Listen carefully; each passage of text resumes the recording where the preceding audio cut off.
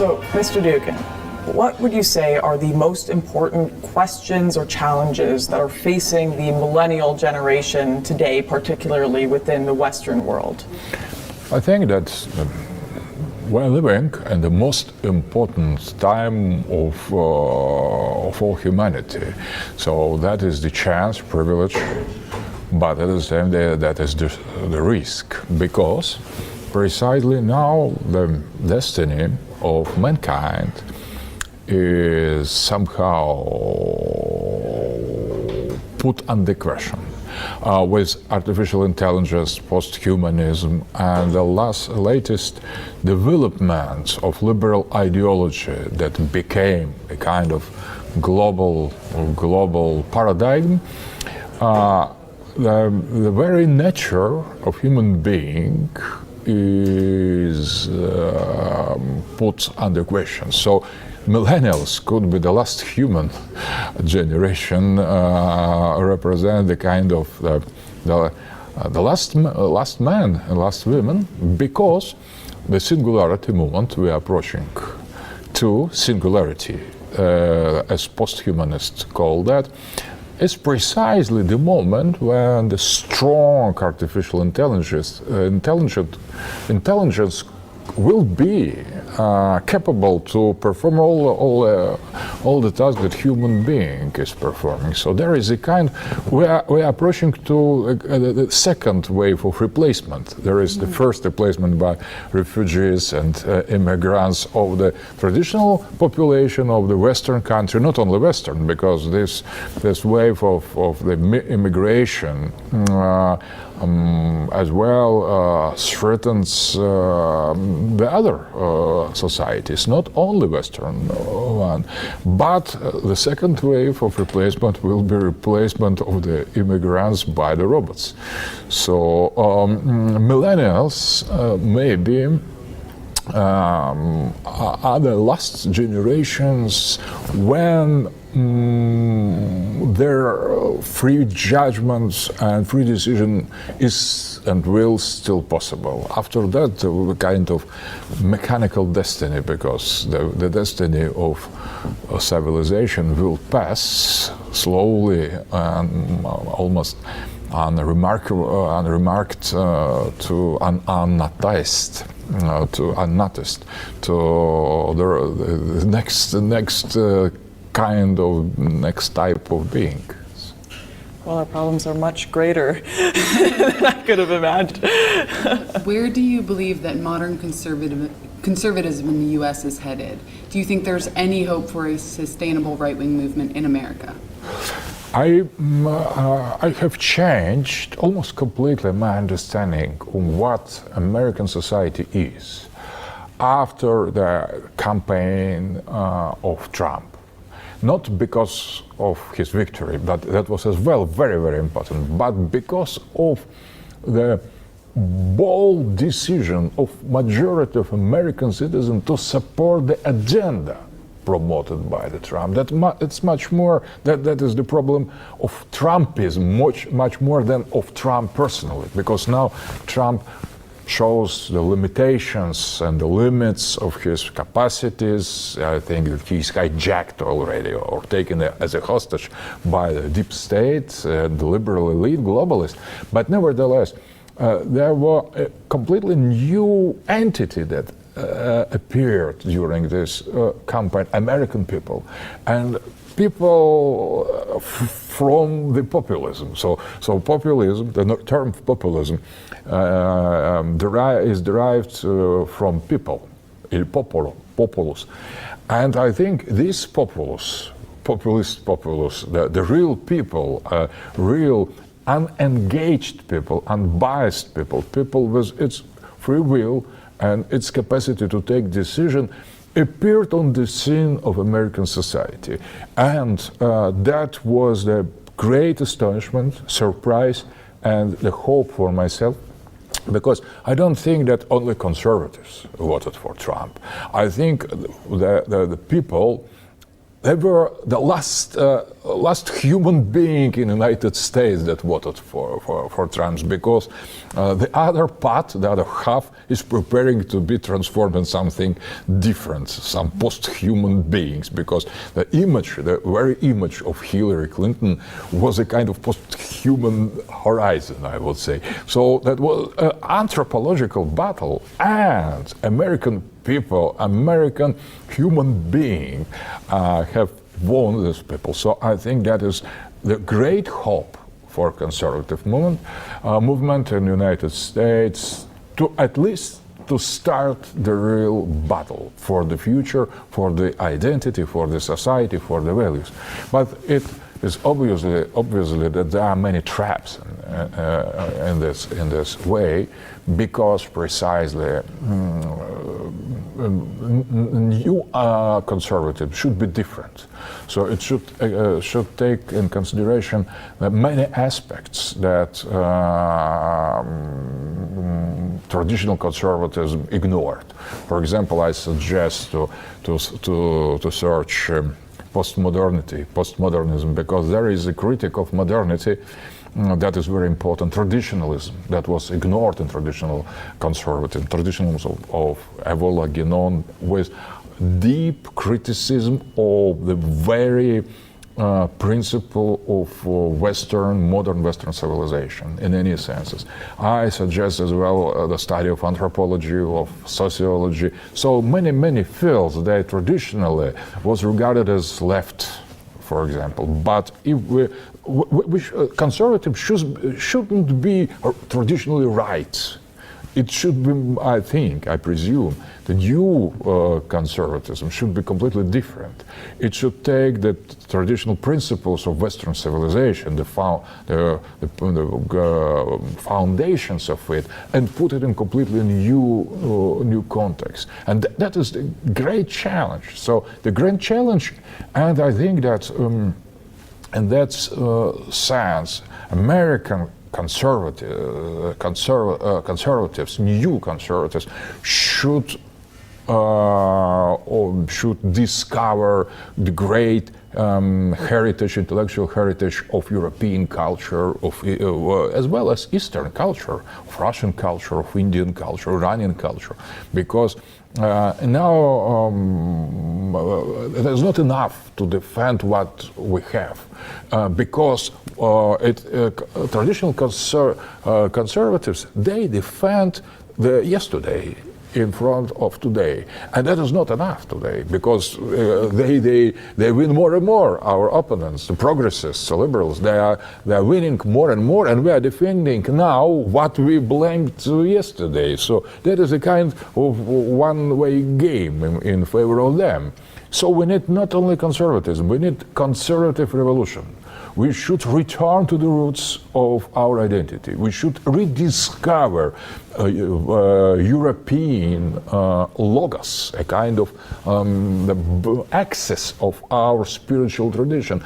And we should be bold, we should be, and we should overcome the limitations. For example, xenophobia, racism, on any kind of hierarchy between the people. There is not such kind, there are differences. We need to insist on these differences without creating a hierarchy. We should not repeat the errors of the past. Many people have heard your criticisms of the first three political theories, of course, liberalism specifically, and this may be expanding a little bit on the points you were just making, but I wanted to know what a perfectly healthy Atlanticist or Western civilization should look like, in your opinion. It's, I think that fourth political theory is very important. The fourth political theory is based on the criticism of liberalism. It's evident, and that is main goal of critics. But that is based on the invitation not to fall into the trap of communism, second political theory, or fascism, third political theory. And I think that the real evil it is not precisely liberalism, it is the purest form of evil, but the evil is deeper. The evil is modernity. With the coming of modern time, with Enlightenment time, with modernity itself, the science and the culture and education and civilization, to the West came a kind of shadow, kind of evil principle, something terrible. That was the losing of the spiritual heritage of the real West. So with the beginning of the modernity, the West has lost itself, and all the rest were the consequences of this loss. And that was something most important: hierarchy, spirituality, patriarchate, the heavenly dimension of the life, like knighthood, and what was during Roman time, Greek time, Middle Age time, in all these ages, we had different version of the same world vision, same Western spiritual Indo-European tradition, with Christianity, before Christianity, and with modernity came something completely different that was anti-tradition, anti-West, anti-logos. That was a kind of antichrist in our eyes. And instead of the heaven, that was the earth. Instead of the brave hero, that was the kind of traders and low people, that was overthrowing of the hierarchy, of the sacredness. That was profanism against sacredness. So Western civilization has lost its essence, and the heart was replaced by something completely other. Everything in the modernity was wrong. Everything. So the destruction of traditional states, destruction of traditional estates, all the three-functional organization of the Indo-European society, everything was sacrificed and destroyed in favor of completely new vision of the man, of the universe, of the nature, of the time, of space. Everything was replaced, and that was great replacement, a replacement by tradition, by sacred tradition. So I see the positive alternative of the West as a return to the Middle Age, return to the Roman Empire, return to the Christian tradition, return maybe to pre-Christian tradition. So every kind of this Indo-European heritage should be restored. But we could not blame one people for that or the other, or the confusion of the races. We should blame the spirit of modernity, and that was the spirit that European man has affirmed. So that we should begin with autocriticism, not with criticism of the other, but that was the error committed by us. So we should go back to this moment, understand that modernity was wrong decision in any senses, because technology instead of the real relations between human. And we have, with modernity, we have lost ourselves. We should rediscover our identity, Western European identity. You should, or you'd better do. And that will, this postmodern or pre-modern at the same time, West will be really example. That's the only way to make the West great again is to return to the pre-modern European tradition, to the sacred roots of European identity, without any fear of what they will say. So because the problem is with us, not with the other. So we and American people voting for Trump, electing Trump, has proved that it is sovereign. It is really decision maker. So we need to awaken this dimension in our people and not imitating Eastern or other traditions. So we should continue our own traditions. So I don't understand when the people trying to save sacred imitate, for example, Islam or other tradition. We have our own tradition, spiritual tradition. This Islam could be the friend, traditional Islam, in Iranian Islam, Sufi Islam, Shia Islam, that is based on the Indo-European values. But that is tradition for them. We have other tradition, and more we will be traditionalist. More we will find good solution how coexist with other. So when we are losing our identity, so we shouldn't blame the other. They use that. So we are guilty ourselves, and we should fight for that. For ourselves, we should be not only reactionaries, we should be revolutionaries. Do you mind if I quickly ask if you could define modernity for people? I suggest the reading of René Guénon books and Julius Evola's book. But the idea that, for example, tradition is hierarchy. So on the top of the society should be philosopher, should be wise men, should be spiritual elite. The noblest aristocracy should consist from the warriors who are brave and who could prove that they fighting against the death. So this aristocracy, spiritual elite and warriors elite, they represented always the highest classes of traditional European society.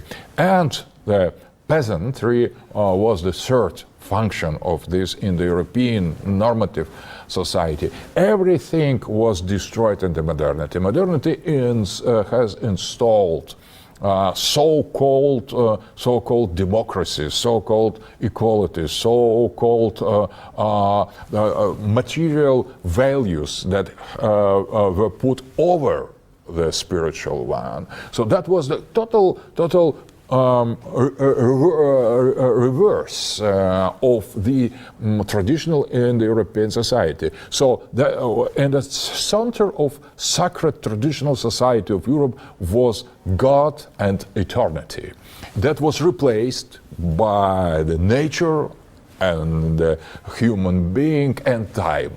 Everything. There was a kind, we didn't know gravity. Gravity was relative, so there was a kind of gravitation force that was oriented toward the earth, but that was the spiritual force that was oriented in human heart and human soul to the heaven. That was the basis. So the traditional European civilization was based on the heavenly roots. So that was completely different. So that was not progress, not growth. That was descent. That was a kind of sacrificial act committed by the spiritual being coming into this world in order to make it better.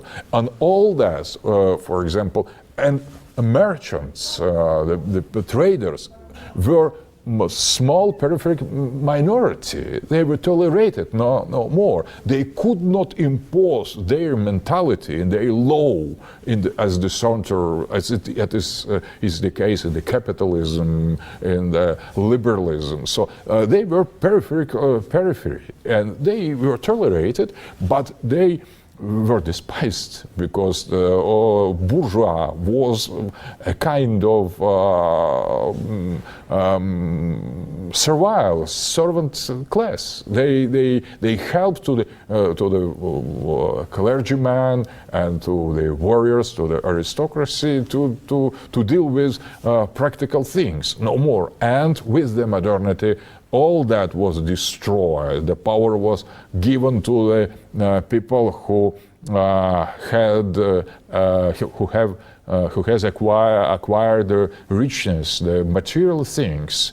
That was total spiritual revolution in negative sense. And sacredness, eternity, the belief in the heaven, this idea of the sacrifice of aristocracy of the soul, so immortality, everything was lost in the modernity. Modernity is based, for example, on absence of the belief in the immortality, in the immortal soul, on the domination of the purely material values, so on the democracy, on the progress instead of degradation, because in a traditional perspective, we are degrading. The things are worse and worse. And maybe material aspect it seems to be better, but what is the price? We are losing most important thing in order to obtain less important things in traditional views. So that is the modernity is explained as a catastrophe. What is modern? That is catastrophic. So Evola and Guidon has shown that in his in thousands pages of these authors, as well as the other representative of traditionalism, for example, in Islamic version, that is Nasr, is living in United States, and there's traditionalism. There is other Fritjof Schoon, Titus Burkhardt, and other authors. So I suggest to read them. That is maybe difficult for Americans and Canadians, precisely because your states were based with modernity. So these societies, North American society, were born with modernity. But that is a kind of metaphorical birth. You have European roots, you have European traditions. So something should be found in the depth of American, Canadian tradition that is not colonial, that's pre-colonial.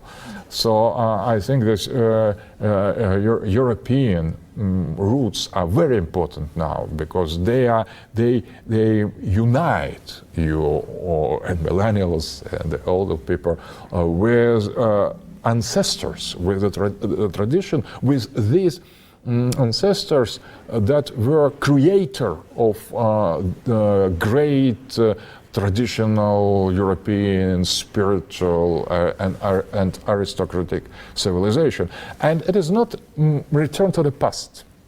We have special past and you have special past. The past based on the eternity. So rediscovering the real sacred roots of European identity, you don't return to the past. You are coming to the eternity, but eternity is always fresh. It is not past. It includes in itself the past, the present, and the future. So that is the source of the future, and eternity is creative. It is not repetition of the same. Eternity is the heart of the being. So in philosophical term, in Heideggerian terms, we could say we should return from becoming to the being, because we have lost the being. Mm-hmm. In your opinion, is modernity as an ideology present in all countries and cultures? Yes, yes. Modernity affects, ideology is paradigm that affects any cultures. The origin of modernity was Eastern Europe, but with colonial experience and with the growth of power of the West, that was imposed on the planet, on the whole planet, and now we are almost in the same position. Maybe the West has created that. It is a bit more guilty for that. But at the same time, we are all affected by this disease. So the struggle should not be against the West. The struggle should be against modernity, precisely, as the negative result, a kind of disease that started in the West and has affected every culture. And so conservative revolution is, I think that is a kind of horizon, future horizon for the West, but as well it is need for other countries. We, for example, Russians, we have no alternative tradition. We are not living in the Russian tradition. We are more conservative. We are more close to the roots, but we are so affected by this modernity as well, by communist period, by liberalism, but modern modes and the way of life. So we are going the same way in the other. Any other people goes this way. So there is almost no society that could we take as example of traditional society. There is no more.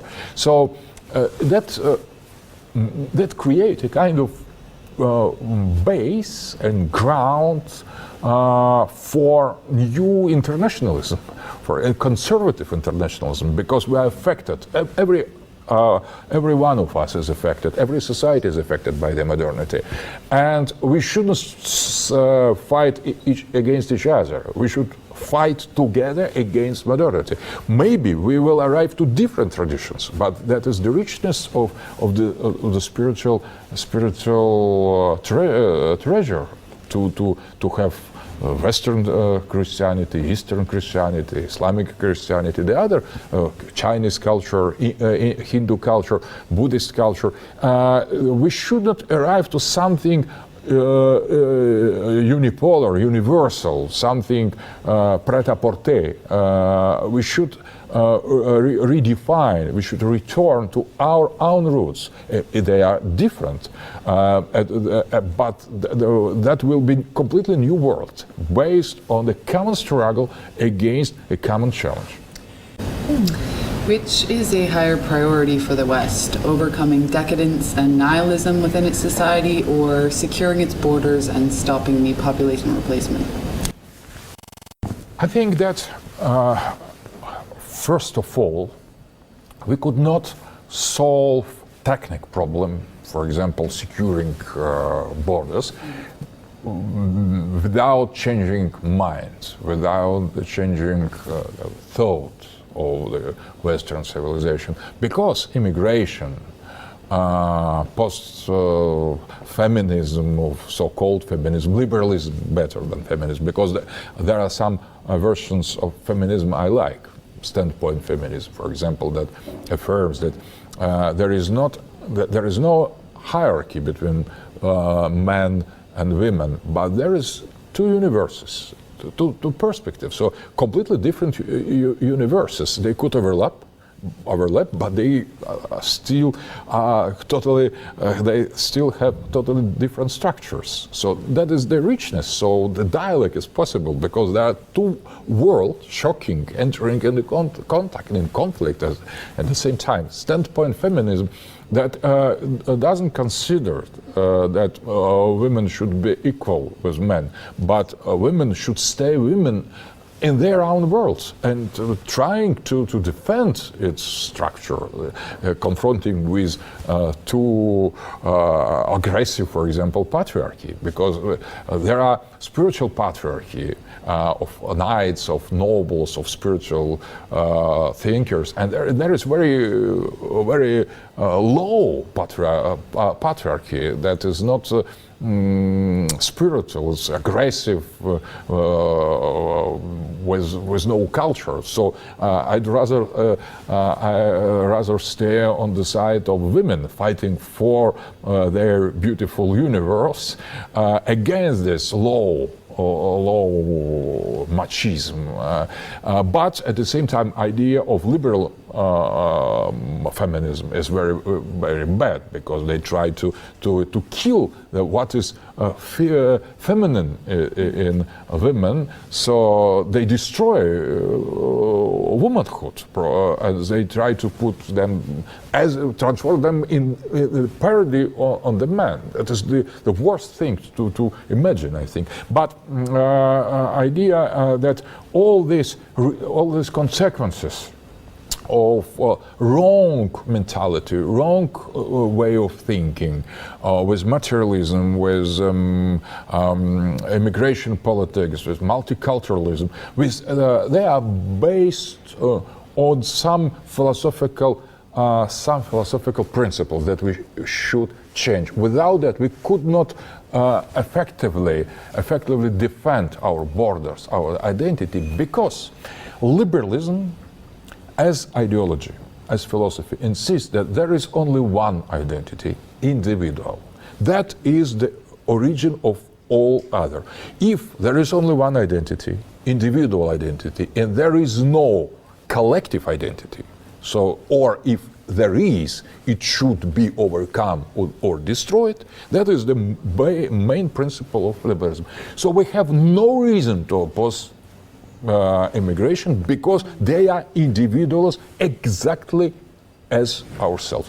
So we could not blame them to be of different culture, to have different identity, because liberalism denies existence of any collective identities.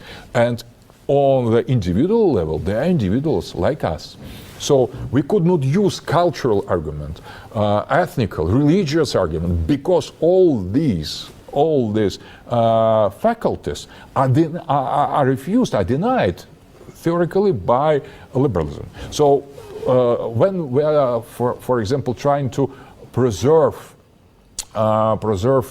Europe traditional identity or religion, or our ethnical traditions, liberals don't understand or don't accept this as something legitimate, precisely because liberalism is based on the absence on any form of collective identity, and ethnical, cultural, religious identity, national identity as well, is collective identity. So destroying this collective identity, they make automatically welcome the other that destroy or dissolve, I would say, our societies. So without winning over liberalism metaphysically, we could not have tool, political or social or juridical tool, to stop that or to control immigration.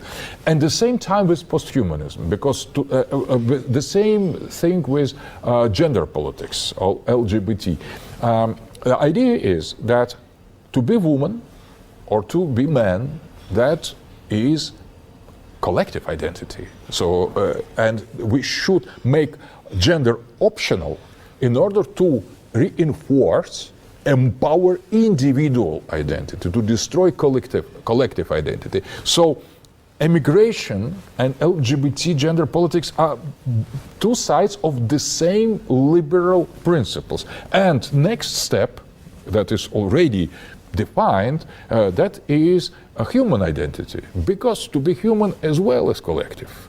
So we should make a society where to be human will be optional, as today man optional, woman optional, citizen optional, everything is optional, because the individual identity should prevail. That is the last stage of liberalism. If we accept liberalism, we should accept immigration, gender politics, and transhumanism. That will be logic.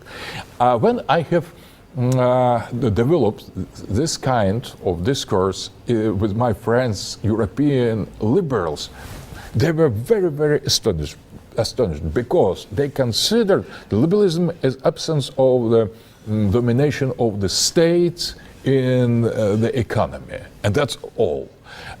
And they are and were against gender politics, against immigration, against globalization, against postmodernism. They were very, very perplexed, I would say, because they very much liked my criticism, but they still believe in the liberalism. But I suggest in that sense reading of Alain de Benoit books and articles about liberalism. I think his critics, he's my friend, very great philosopher, a French philosopher, Alain de Benoit, his criticism of liberalism is brilliant. So he put together all main aspects of what is liberalism and what and why liberalism is incompatible with tradition, with conservatism, with the fight for identity.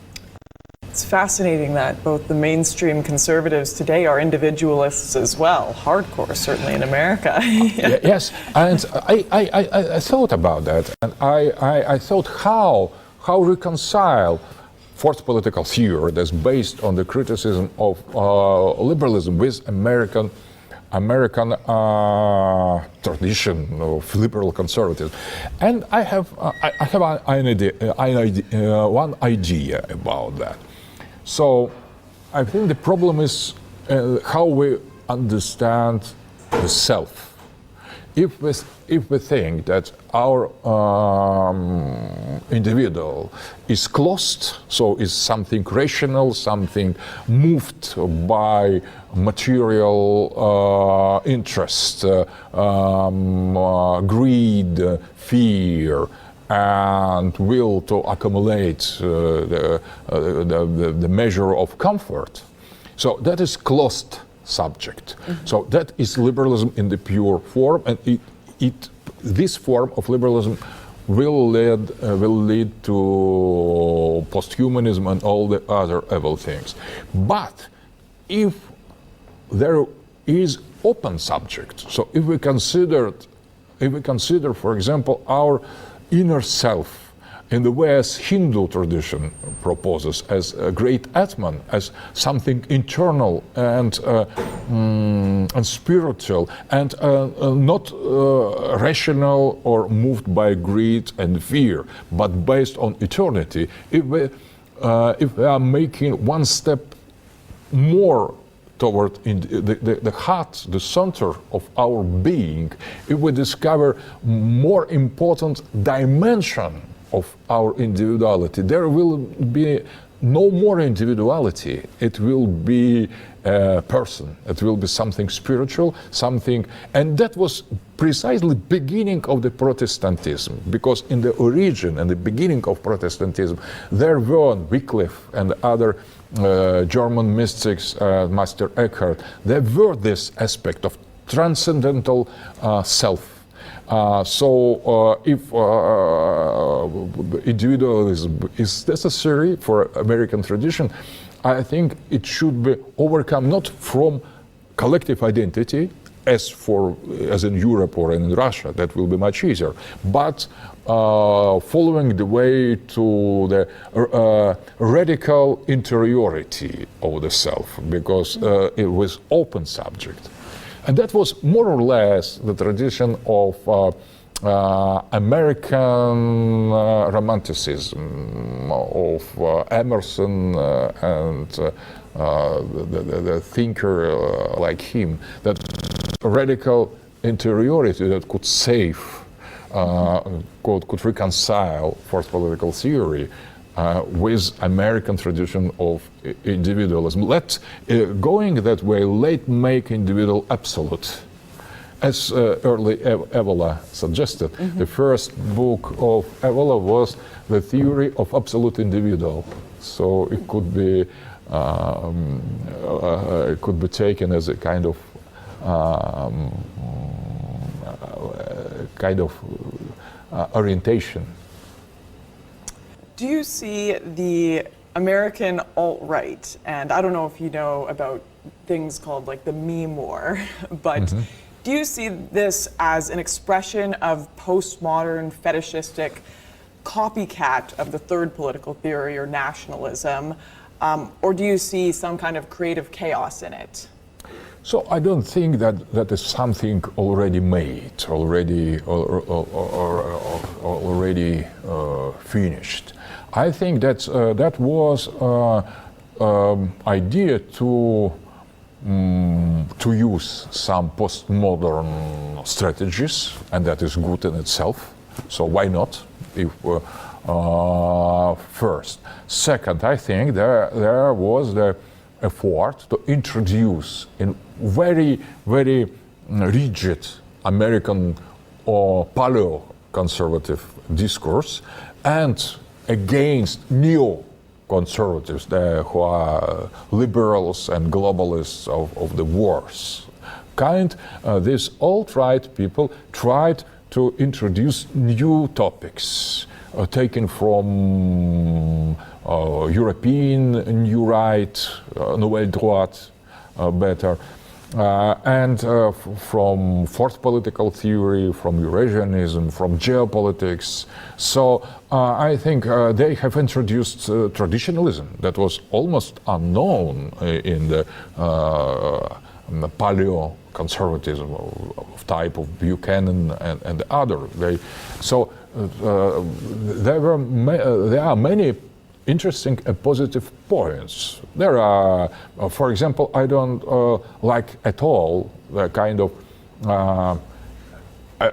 ironical Nazism and use of some jokes that are not so funny for myself, and I don't accept third political theory, especially when liberalism has already won it, and now it is a kind of the same as, for example, Che Guevara and Soros demonstration, that as cultural Marxism is not real Marxism, it's not second political theory. Cultural Marxism is the first political theory. It's liberalism disguised. So I think a kind of this ironical fascism as well, the tool of liberalism, of the first political theory. But I think that in this chaotic, I agree with the name, chaotic universe of alt-right, there are interesting tendency. I think that is the sign of freshness. So there is something fresh in that. That is not repetition of the same. And when you try to do something new, there is a risk in that. So there is a danger, because to make something new, to establish new way in already existing form of thinking, it's always risky, and I think that sometime that is worth and gives very positive results, and sometimes it is completely failure. So there are clear failures in my eyes in alt-right already, so a kind of garbage, and there is some very interesting tendencies. So I think that we shouldn't judge, it's too early to judge this movement, so or put the hopes there or blame it. So that is something typically American, postmodern, with some naivety, with some boldness, with some absence of taste, almost always. But there are some interesting tendencies. So, and I suggest it is the alt-right people tries to overcome the existing borders and boundaries. That's good in itself.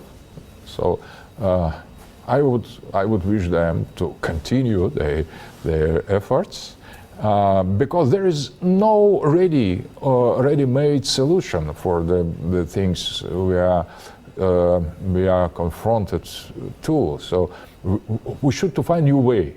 And it is always risky. After Trump's election, you stated that the time of anti-Americanism is over. Has your position on this changed at all? No, not at all, not at all. Because that was not only the person of Trump. Trump now is, in my opinion, hijacked by deep state and globalists. He's taken as a hostage.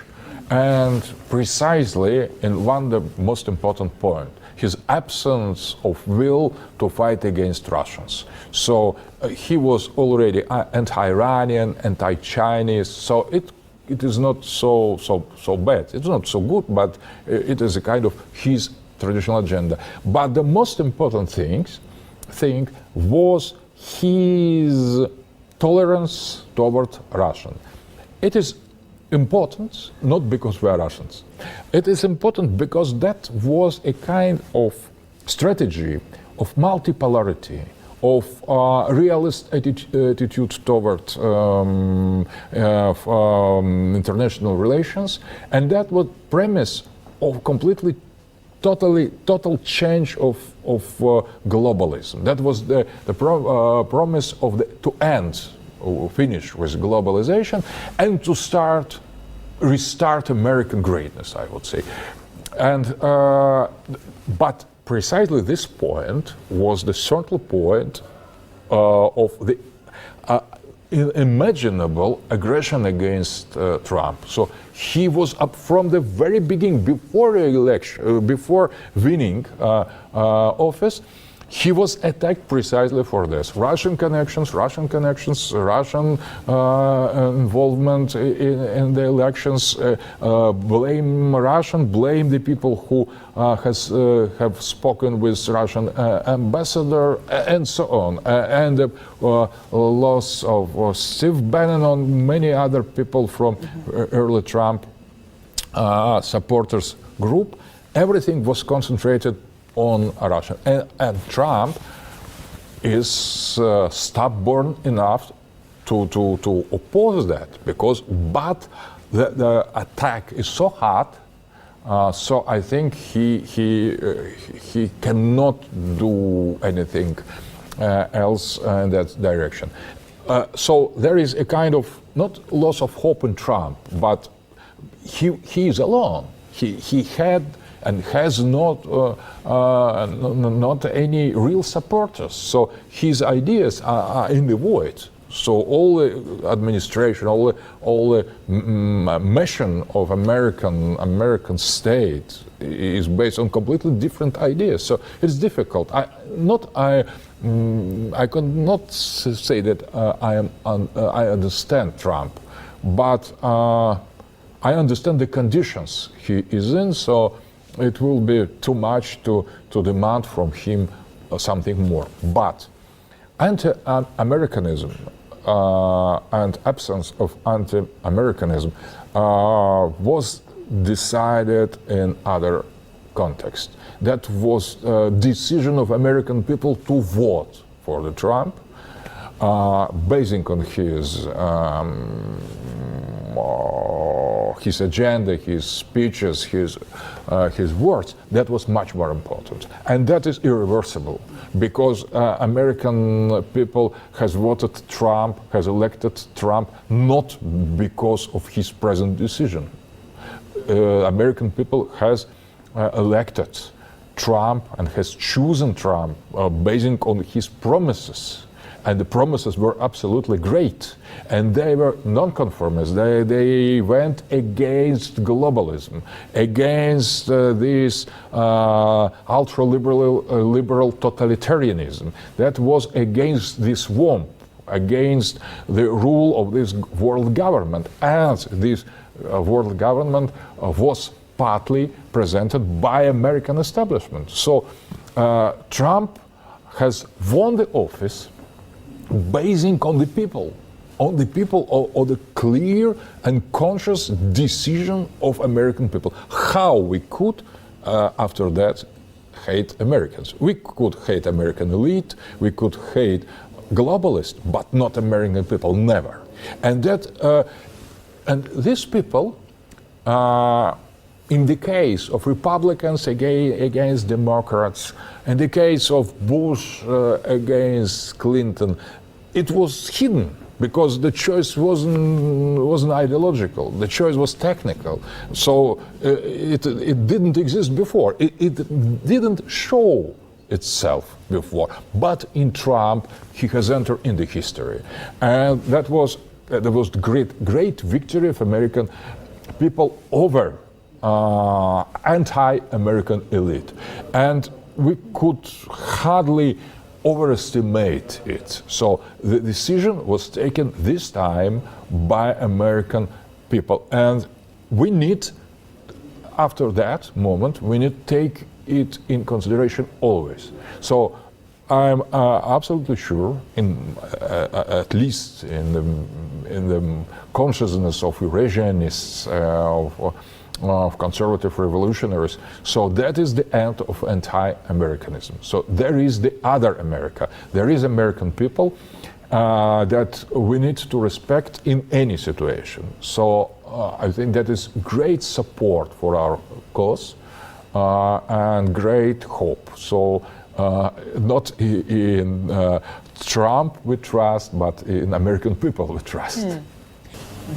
You mentioned that Italy, Hungary, and Austria are going in a better direction. To kind of expound upon this, are there any political movements or figures currently outside of Russia that are giving you hope?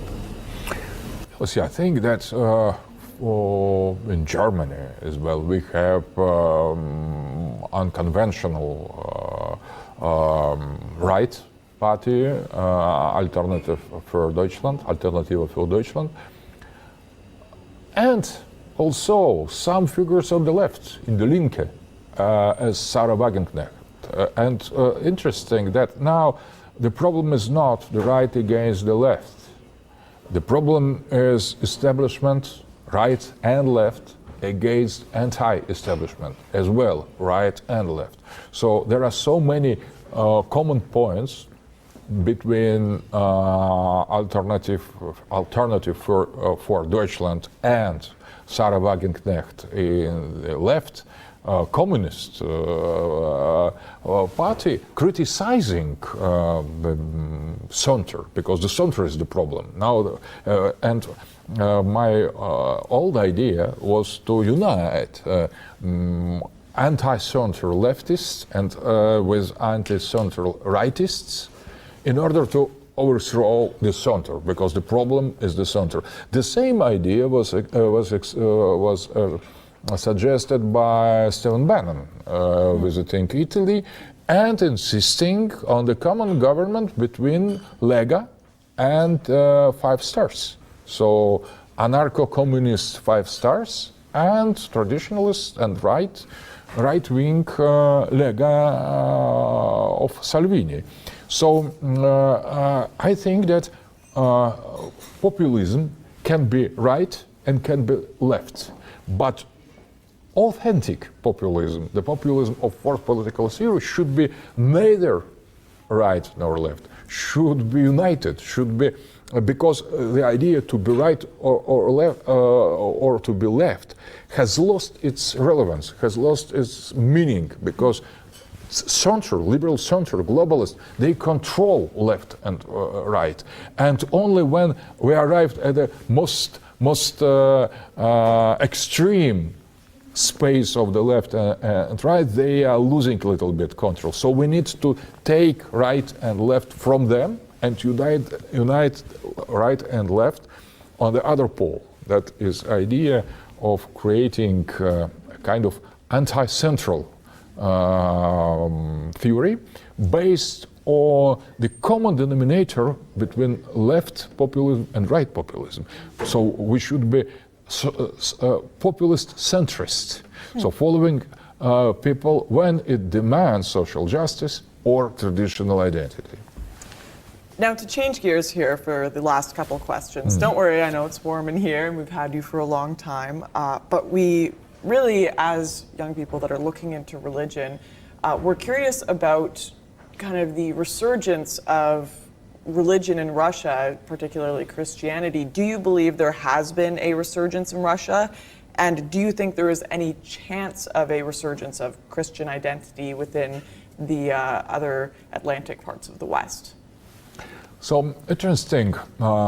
It is certainly, you're right, there is certainly a resurgence of religion in Russia, and the void left by the end of communism ideology is filled presently by religion. So that is, little by little, we are returning to religious world vision. Orthodox Christianity, the influence and authority is growing in the society as a whole. I think that if we consider the possibility of the return of the Western societies to its tradition, Christianity is inevitable. So maybe it will be new, other form of Christianity, but Christianity it is essential part of 2000 years of, or almost a little lesser, of European identity. So I think that Christian identity is inevitable and return to it. But the problem is that the Church of the West has lost its tradition. It is too modernized. So that is the problem. So if, for example, Russian Orthodox Church or Greek Orthodox Church or Georgian Orthodox Church or Romanian Orthodox Church, they represent traditional institution of sacred tradition. So there is not so easy answer with Catholicism, for example, and for Protestantism. So the problem is that modernization has affected much more Western Christianity than Eastern Christianity.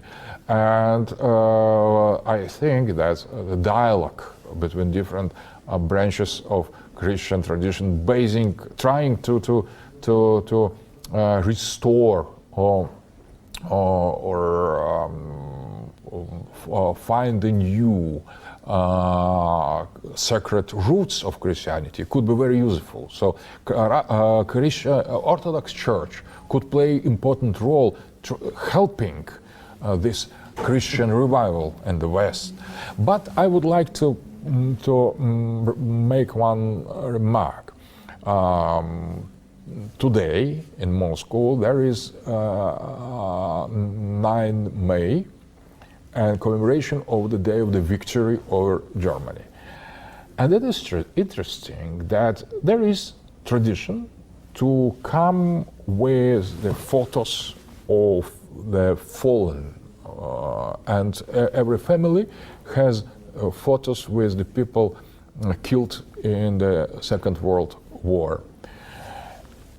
And that is new tradition that didn't exist in Soviet time or in 90s or in early Putin's. It is popular tradition to remember that, and that is pre-Christian. So because that is commemoration of the deaths, that was precisely in the beginning of the May. In the May there was the day for celebration of the return of the dead. The dead was fed, they were welcomed to the tables, and that was Slavic tradition. So there is something that is deeper than purely Christianity. So there is no such tradition to come with the portraits of the dead or together and coming to the streets. But that is something very ancient. That is more ancient than Christianity, because that is commemoration that the dead are living, they are with us, because the people consist not only from living people, the part of the dead are part of the people as the future generation. So the people is eternal in some way, and that is growing tradition. And each year, more and more people. Today there were more than a million in Moscow only. So millions of people, and that is not imposed from above. That was initiative of small group or in the province of Russia. They suggested that it was a kind of how it is called, millennials called it, when you tweet come to some point and we It will was kind of just a viral thing that yes, happened. something like that. Yes, there is it's a term, special term. So no problem. So that was started from below in viral way through a network. It was no much attention from government. So they were the first groups marching during 9 May with the normal demonstration, but with their parents, ancestors. And now it is a kind of pan-Russian tradition. In few years, that was returned to the sacred roots. So that is commemoration of the deaths, and they return. They are marching together with their descendants through the streets. That is how religion is deep. So religion is not something you can change as mode or as ideology. Ideologies are shallow. They are important and strong and powerful. They could destroy, but they work on the surface. Religion has its roots in the deepest dimensions of the human soul and human heart. So return to the religion is always possible. And so because religion operates not only with what belongs to the past, but it is relations to the eternity. And living God is living always. He lived in the past, he lives now, and he will live in the future. And the relation to this living God and the living religion transforms religion as a continuation, something that belongs only to the past, and transforming that as a kind of relations to the present, but in other spiritual ways. So I believe that Christianity and religion in general could return to the Western societies, and in front of the abyss, the chances of this return are growing, because the religion has a meaning only when you are confronted with death. Without that, there is no religion. So seriousness of God you understand when you are on the edge to die. And very serious. And this finitude of the human being, that is the basis, the root of religion belief, and maybe a kind of sight beyond this physical life. But that is very important. That is why the death is censored in modernity. Modernity doesn't know death. It's all about material being, body, comfort, accumulation of goods, and nothing about there is no afterlife. So let's not speak about it. But in the religious version, afterlife is the most interesting part of our being. So we are preparing our afterlife, and this afterlife is not only follow the end of physical life, but coexist. So there is something of the death inside of us. The soul lives more than our body, and that post-mortem, post-life aspect of being is present inside of us. So there is something eternal in human being, and that helps to open it. And that is why religion is so important, because the religion is not conventional thing. Religion answers the deepest demands of human being. How would you suggest millennials go about in a world that scoffs at tradition, laughs at religion, will not even speak of death? How would you suggest a millennial should live their life when they don't want to be a part of liberalism? Interesting, very interesting question. There is the one remark. So the revolution against the conformism 100 years ago was a kind of anti-bourgeois non-conformism, including many perversions, the dissolution of personal life, radical experience with drugs, and so on. And that was the part of non-conformism, because the majority was moral, Protestant, bourgeois, rational, calculating, with very, very narrow moral understanding.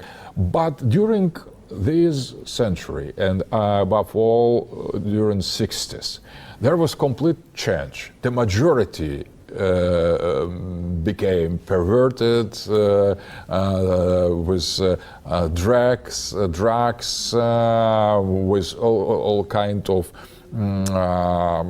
deviation, alcoholism, with no rational and almost dissolved this liquid society. So the sexual minority is now almost majority, and so on. And I think that to be nonconformist today, it would signify to be rational, straight, moral, religious. Precisely that was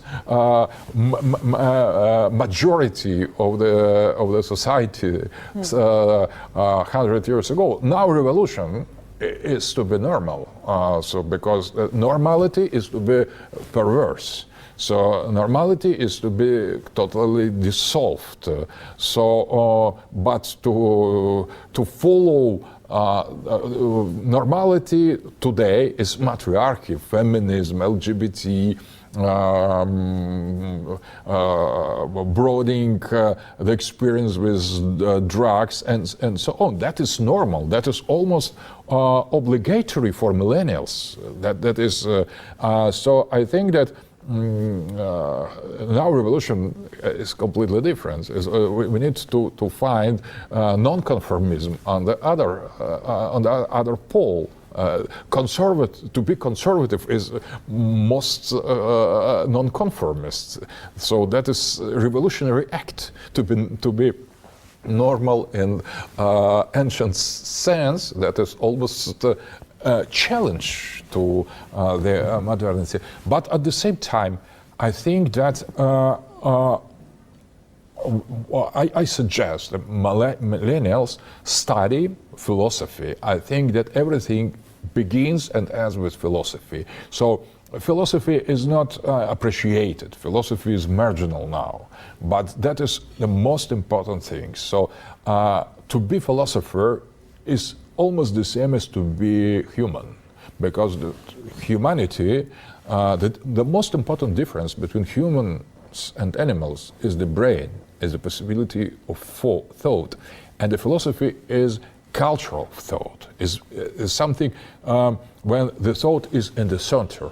So the essence of the human being is put here in the center of concern. It's not, the mode is not to think at all and to be non-conformist, to go counter current. It is should begin from re-evaluation of the norms, of the values. So the values of actual millennials should be totally reversed, I would say. So, but at the same time, we could use some formal tools.